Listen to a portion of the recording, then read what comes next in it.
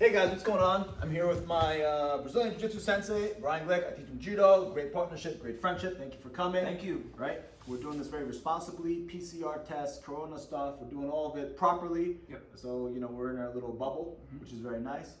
Today I want to go over the Peruvian necktie, or the strangle that Noel did to Becca Givnashvili as the judo tournament.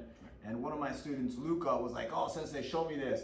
And then he's going around cranking on everyone's neck. I was like, "All right, let's do it properly and cleanly." And then, I asked you to sharpen it up and clean it up. And this one really is for Luca. So can you show us the Peruvian necktie? Definitely. So we're going to show it with no gi, although the technique is the same whether you're wearing the gi or not, because it doesn't require any particular grips with the jacket. And a lot of it has to do with hand position and where our hands go. Let's talk just quickly before we talk about the Peruvian necktie, the difference for people who are not used to front headlocks and the head and arm position. What we're talking about when we talk about front headlock and versus like guillotines in jiu-jitsu, or what leads us into the Peruvian necktie, which is this arm across position. So when sensei is down here on his elbows in this turtle position here, our hands can be in two places, right, for our purposes. We can have two arms in front of our partner's shoulders here, in which case this is a place where we usually look for things like a guillotine.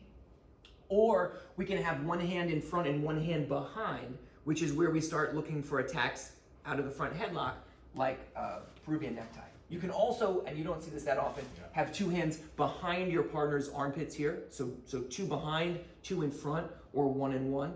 And this, again, you don't see, at least not in jiu-jitsu too much. I'm not sure about Newaza. Not in judo either. Yeah. It doesn't afford as much control. You see it sometimes in wrestling, I think. Yeah. Okay, so for the Peruvian necktie, we're going to look at a situation where we have our partner's head and arm locked, and our hands are going to lock palm to palm. When you're doing this technique, you're going to have your choking arm. That's going to be the one that's closest to your partner's neck, and it's going to be as far across, in this case, as you can get it, as close to your partner's armpit. Okay, we're going to lock here with our support arm, that's our outside arm, grabbing our own wrist. So my left hand here is going to grab my right wrist. Okay, if you're doing the opposite, then the opposite would be true. Now, we want to bring this arm through as far as we can. Why is that? Because we want to keep our partner's elbow away from their hip. The closer his elbow is to his hip here, the more space there is on this side, and the carotid is open, and that means it's not being closed off by our partner, by his shoulder, and so in that case, the strangle is going to be much more difficult to hit. So we want to have a deep arm. We're going to bring everything forward. Now, from here, we're going to focus on how we stand up. We're going to take our outside leg up, and that's going to help us to turn so that our belly starts to block our partner's shoulder and prevents the elbow from returning. So we move from a position where we're right in front of our partner to a position where we're off to the side. This arm is still pretty deep. Now we're going to focus on the back leg. We're going to push off, our head comes forward, and we're going to take a big step here over our partner's head. You want your hamstring across the back of your partner's neck. As we sit down now, we stay slightly off to the side. Our outside leg forms a hook. In some cases, you can catch the leg, or you can throw it over the back.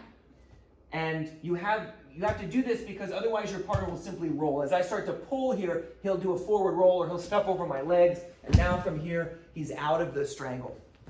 Or he's into like kind of another version of the strangle we have to adjust. So we go 1, 2, we're out to the side here, we have our grips, we step our leg over and we sit. We form a hook either down by the leg or up over the top. Your head stays over your partner's back, and you're straightening the right leg to add some horsepower as you recline and draw your right arm up towards your chest here, okay? So we'll look at it from a different angle just so everybody can see. So we have head and arm in place, 1, 2. We bring our choking arm here as far through as we can, and we lock our hands, just holding our own wrist. Now, we create a little angle. So we move our body out to the side, our head comes up. We step our outside leg up, then we step our inside leg up, and we put our hamstring over the back of our partner's head. This hamstring leg here is designed to extend and push to put some added power down into the top of the head.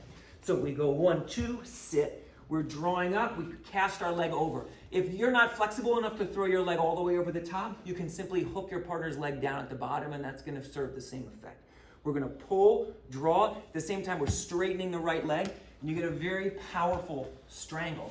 That's your arm cutting off your partner's carotid on one side, and then their shoulder cutting it off on the other side, the same way that Sengaku works, or another sort of arm triangle. So nice.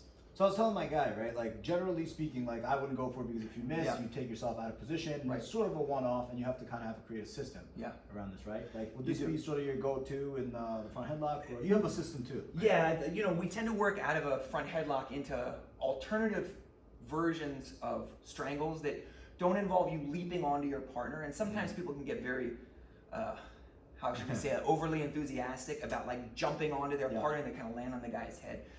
It can be done well and it can be done responsibly. And if you go back to the match that we were talking about, you'll see that the lock started early, and so the legs came way after that. That the hands got locked early in the scramble.